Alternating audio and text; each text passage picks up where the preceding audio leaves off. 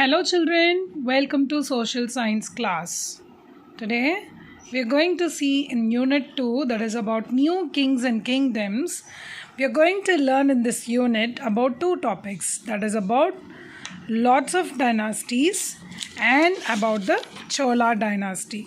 So these two topics are very broad, and what are the subheadings we are going to learn is about Samantas and new rulers, and we are going to learn about the general administration, and we are going to learn about the land grants and about their wars for wealth. So these four it includes in the lots of dynasties. And another thing we are going to learn in the Chola dynasty is about its origin and empire extends. How origin means how it started and how it extend up till the end.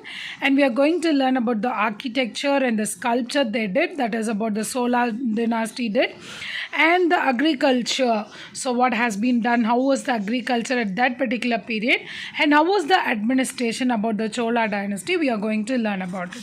So here in this lesson we are going to learn two broad topics, that is about lots of dynasties and the Chola dynasties, about the subheadings. So as we revised yesterday, there is a great confusion for so many children, so I have made it as a written work so that it will be very easy to learn and to take notes too.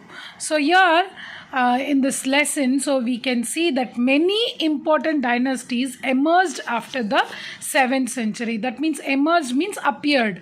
So these kinds of dynasties have been emerged in the particular time from 7th century to 12th century. So example, the Gujara Pratiharas, the Rashtrakutas, the Palas, the Cholas, the Chauhans, that they are known as Chahamanas. They are also called as Chahamanas. So these are the important dynasties, those who emerged at the particular period, 7th century.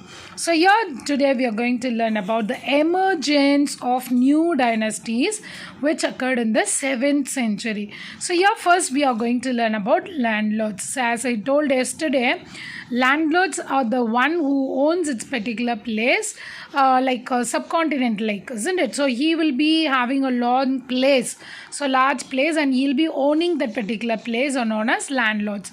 And Samantas means we all know that he is the worker for landlords. He'll be offering gifts often for the landlords, and the main work is to do that. It is about the tax collecting, and they were providing the military support, the forces, and they'll be in the court. So these are the works done by the Samantas for the landlords. So when they become wealthy, when they turned into wealthiness, or they show the power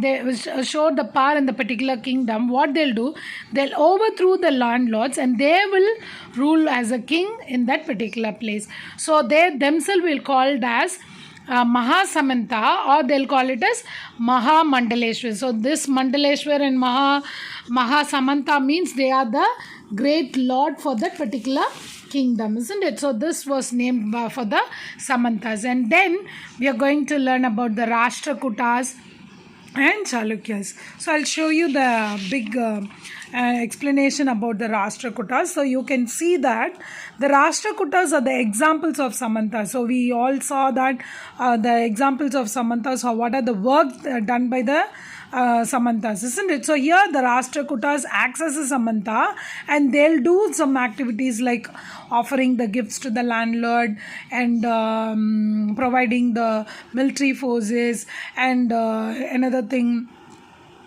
they'll be collecting the tax and submitting to the landlord. So here the landlord was the Chalukya, and the Samantas were the Rashtrakutas. So here initially they were not rulers. So there are simple people, they were not rulers. So here they were subordinate to the Chalukyas of Karnataka. So here they are subordinating. That means they are working under the Chalukyas of Karnataka. So what happened in the mid-8th century, one who appeared here, that is about the Danti Durga, a Rashtrakuta chief.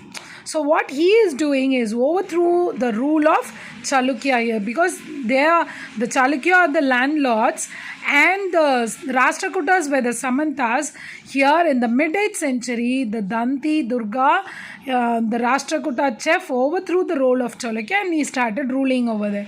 So here the Danti Durga performed the ritual practice. So what it is named as, so it was called as Hiranya Garbha. So this Hiranya Garbha, that means it's a golden womb. That means as we are getting the rebirth. So for example, we born from the mother's womb, isn't it? So when they do this ritual practice named as Hiranya Garbha, they think that they are rebirthing again. So why this has been done? Because why this ritual practice has been done? Because this Danti Durga was not a Kshatriya by birth. So they are not Kshatriya by birth. So while they are doing this ritual practice Hiranya Garbha, they'll become a Kshatriya, it seems. So after ritual, they reborn as a Kshatriya. So that they are doing the ritual practice of this Hiranya Garbha. Then the other rulers, so how they came inside, that means who and all, who are the new rulers they formed. So men from enterprising family. What do you mean by enterprising? Enterprising means the person, one who was good at thinking of new things and doing difficult things. So these persons from enterprising family, they came as a new rulers to the new kingdom. And how they ruled over it. So they used their military skills to form these new kingdoms. So at that time, what are the two dynasties appeared over there? Example, the Kadamba Mayura Sharman, who is from Karnataka, and the Kujara Pratihara Harichandra from Rajasthan. These both fellows, they come from the enterprising family and they use the military force to form a new kingdom. So they were not rulers, they were all Brahmanas. These both are Brahmanas. What they did, they gave up their traditional profession. So what will be the Brahmanas' traditional profession? They'll be doing the pujas in temple, they'll be doing some ritual practices, they'll be worshipping the god, they'll be singing about the god. So these are the activities done by the Brahmanas. But these two people from Karnataka and Rajasthan, what they are doing, they gave the traditional professions and they successfully established kingdom in the Karnataka and Rajasthan. So we saw the emergence of new dynasties today. So we learnt about the landlords, Samantas, Rashtrakutas and Chalukyas, and we learnt about the other new rulers, one who come from the enterprising families. We saw two dynasties who formed two dynasties. That means the Kadamba Mayura Sharman from Karnataka and the Gujara Pratihara Harichandran from Rajasthan. These both Brahmanas, they gave the traditional profession and they formed a kingdom in Karnataka and Rajasthan. So these are the emergence of new dynasty we learned today. So I have posted the notes, these notes in the group. So kindly copy those notes in your rough work site and you can learn it.